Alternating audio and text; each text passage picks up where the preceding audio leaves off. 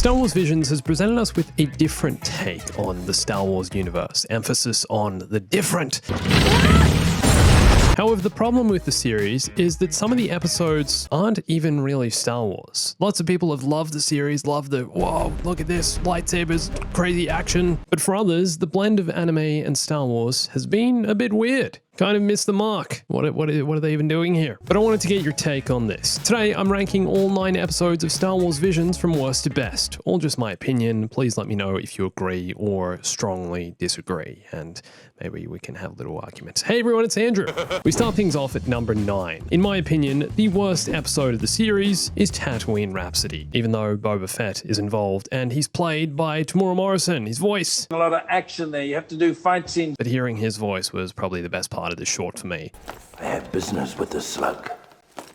I'm Mr. Action Man at the moment. Which is what I want to talk about first, the good parts. Now, I get this is one of the more light-hearted episodes, a what-if style story that's just for the fun of it. So when watching this, I had that in mind. You know, it's not like this is supposed to be canon or anything. I mean, it's in your own head canon, but I like the concept. A Jedi Padawan breaks his lightsaber while running from the Separatists and falls in with a rock band led by a Hutt. And they have a drummer with 3 heads and multiple arms. Dude, look at him beat up this guy, man. I like that their guitar strings light up like mini lightsabers. That's pretty sweet. I want to get myself one of these, but the pacing of this episode just completely threw me off. I get these are supposed to be shorts, so there's not a huge amount of time for character and plot development and everything else, but why would a Padawan, a Jedi, just join a band? And it's not really explained. It's a new journey for him, but I mean, come on, really? Training in the Jedi Order, the Academy, what about his master? Did his master get killed? I guess we're just supposed to assume a lot of that backstory. Maybe I missed some of that. Maybe I was just not paying attention because I was too distracted by the dude with like 3 heads and wow, he's playing the drums. But I also didn't connect with any of the characters. This episode was trying to have a lot of these somber moments in between everything else, where the band fear that they're going to lose their Hutt leader, that he's going to die and be killed. But honestly, I didn't really care. I didn't feel their struggle with the pace of this thing moving so quickly from action to music to sad moments. Oh, and I'm not sure if this is just me, but I really didn't enjoy the music. And this part really got me, even though it's kind of cute, I guess you could argue. Jabba the Hutt tapping his tail to the music. Dude, the guy is a crime lord. There's no way he's ever tapping his tail. I'm not sure you can even control the giant fat blob he calls a body. Also, Boba Fett was tapping his foot. Mate, Boba Fett is a Mandalorian. He ain't enjoying this. He'd be wondering which one of them would pay the highest bounty. Immersion breaking, even if it's just for the fun of sorry, no.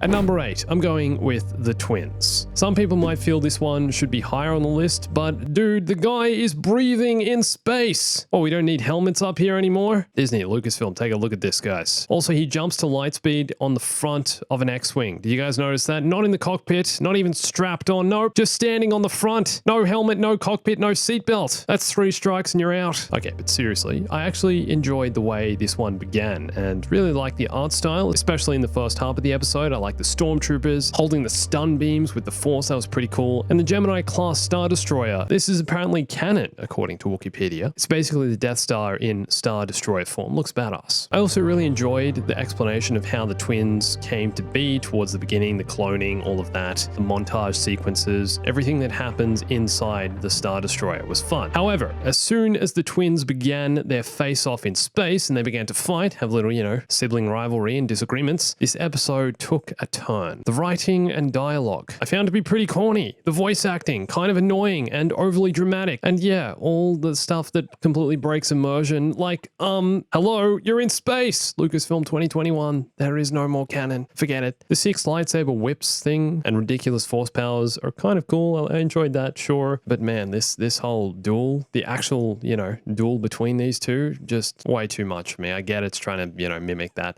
1980s anime art style, but sorry, completely thrown out of it by the fact that, after jumping out of lightspeed, his X-Wing, landed nicely in the sand to be perched up like this at the end. What? Sorry. We'll say one thing, at least this one still feels like Star Wars. Unlike the next one, La Pinocho. Even though there are some main Star Wars themes present, what even is this species? Oh, so apparently they're called Leppy. What is this Bugs Bunny up in here? This is the episode I was most skeptical about because of the art style and, the Bugs Bunny character design, but don't judge a book by its cover, right? I like the idea they were going for here. Adopted family becomes torn in half by the might of the Empire, but I didn't really buy this bubbly, overly excited, intense sister. Look at her go at the start. She's crazy. And then she's like, nah, screw the family. Screw, you're not even my sister. I'm going to turn to the dark side, or, just join the Empire. What? Just because your homeworld's under threat and you disagree with your dad, you're suddenly cool with killing him? I can tell by looking at her that she's a good kid. You don't understand. I really like the idea of the family lightsaber being passed down through generations. That was pretty cool. It was left on this planet by a Jedi many, many years ago, and since then it's been in this family. It's a unique idea. Although, how is the bunny suddenly able to wield the Force? Like, she's, What? No. Again, it takes me out of the immersion. The ending of this one here was pretty weak also. Next up in 6th place is Akakiri. Now this one I'd say felt the least Star Wars of all episodes. It could have been set in any universe minus a few references to the Force and the Jedi, Death Star, that kind of stuff. I enjoyed the mystery surrounding the Jedi character, the journey they go on. Also, this woman's name is Misa, as in... Misa, so smiling to see in your side. George Takei is also one of the voice actors in this, so what are they trying to do here? Combine Star Wars and Star Trek? How many actors could say they've worked on both Star Wars and Star Trek? Getting my universes mixed up. I also really like the way this episode used flashbacks, seamlessly filling in backstory and telling us why these characters are here, what their motives are. Drew me into the characters, it made me want to follow their journey. Just thinking about bringing stability and peace to this world and what it would take to do it. And then the twist of the Jedi killing Misa. Didn't see that coming at all. And he was forced to turn to the dark side if he wanted to save her, echoing Anakin and Padme and how Palpatine was convincing Anakin, hey, I'll give you the power to save the one you love. Although I really didn't like that after he saved her, he kind of just accepted his fate and went off with his master to the dark side. And she's all like, hey, where you going? And he's like, nah, it's all good, bro. I'm going to be a dark side. What? Like he'd lost all free will and was consumed by darkness? I mean, I guess I get it. Just feel like he should have at least had some kind of free will to break away from this now that she'd been brought back to life. Next up at number 5, I'm going with Toby. Now this one's clearly targeted at a younger audience. It's got the Astro Boy inspired style, which is pretty cool, but the way it ends with Toby saying, "'Cause that's what Jedi do."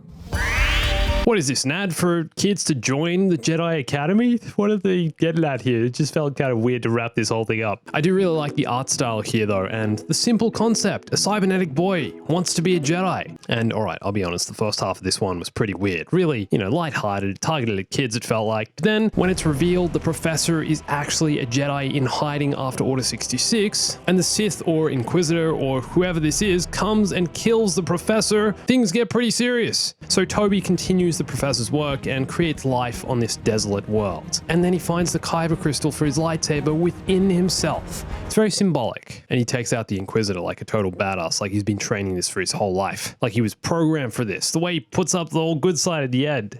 It's adorable. Underrated episode. At number 4, I'm going with The Village Bride. This was also one of those episodes that didn't really feel like Star Wars, but my favorite part of this episode, the floating earrings. Seriously, no wire, no nothing. They're just suspended there. Epic, amazing, I want some. And I'd say this was the most mystical episode of the lot. The wedding ritual was epic and yet believable, with the whole mountains moving kind of thing. And I like the references to the Separatists having stripped the planets of its resources. The soundscape and ambience in this one is also great. You feel like you're part of something ancient in tradition.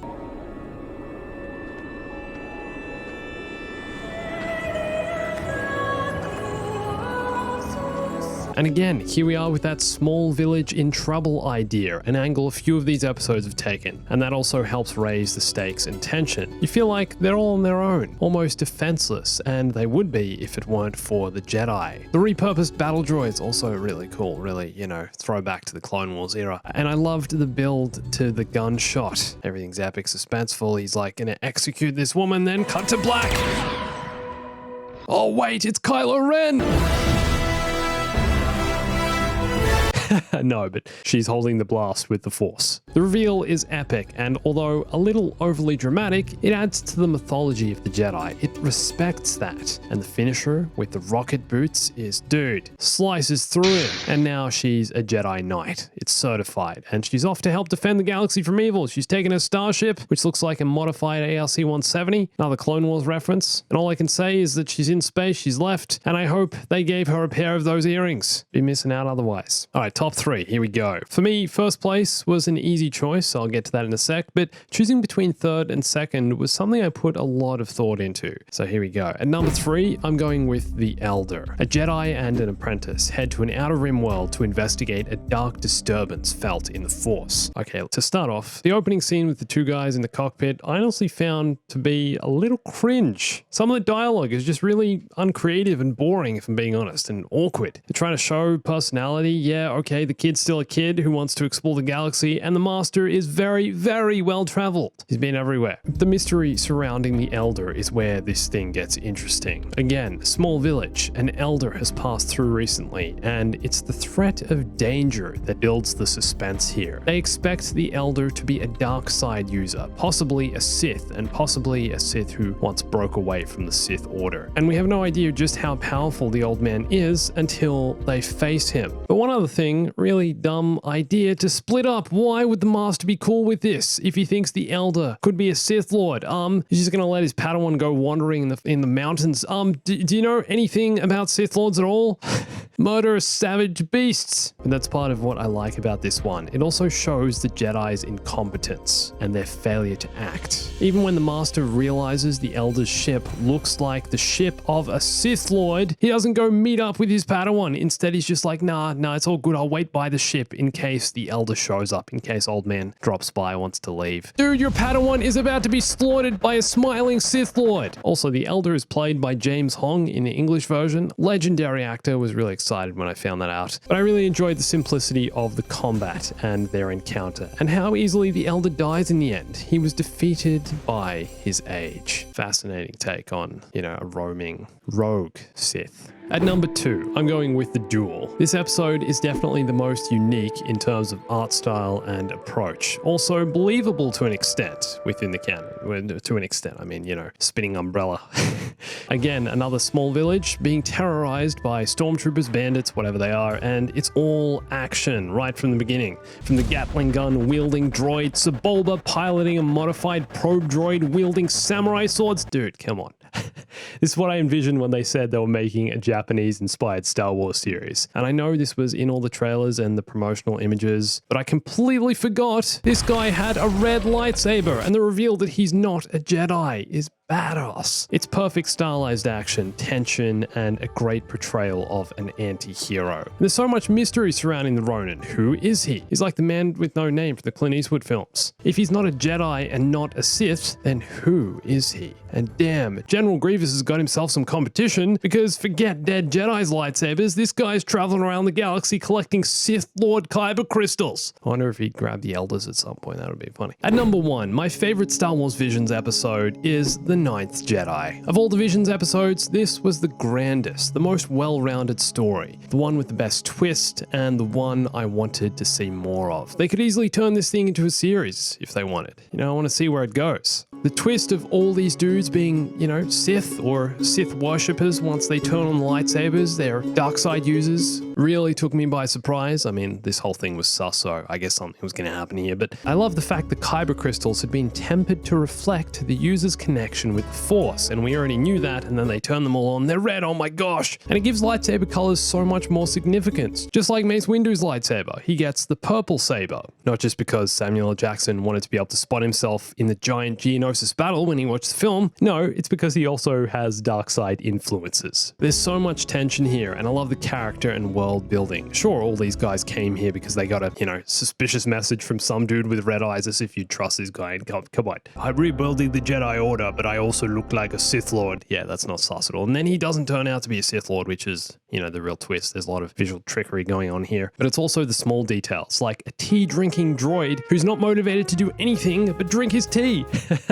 Also, the fact this one's set after The Rise of Skywalker, when we don't really know too much about the galaxy at all. There are no more Jedi, apparently. But this Margrave guy is trying to restore the Jedi Order. Straight up force pulls lightsaber out of this guy's hand and then slices him in half. And then it turns green. And I also really like the idea of the lightsaber smith, building all different kinds of lightsabers. Sure, doesn't really make sense in the canon, but honestly, at this time in the timeline, it could totally make sense. There are no more rules here. Everyone's dead, all the Jedi are gone. Sure, one guy can collect a bunch of kyber crystals and start building a lightsaber. The Ronin was doing it. General Grievous 2.0, mate. I'd love to see more of this, and I'd love to know what you thought of Star Wars Visions. Which episode was your favorite, and how would you rank them? Let me know in the comments. If you haven't already, come check out the Clips channel, daily clips over there, and lots more Star Wars videos you can check out here. And come and follow me on Instagram, Twitter, and join my Discord for lots more Star Wars content, news, updates, and everything else. And thanks for watching this. My name's Andrew. I'll catch you soon.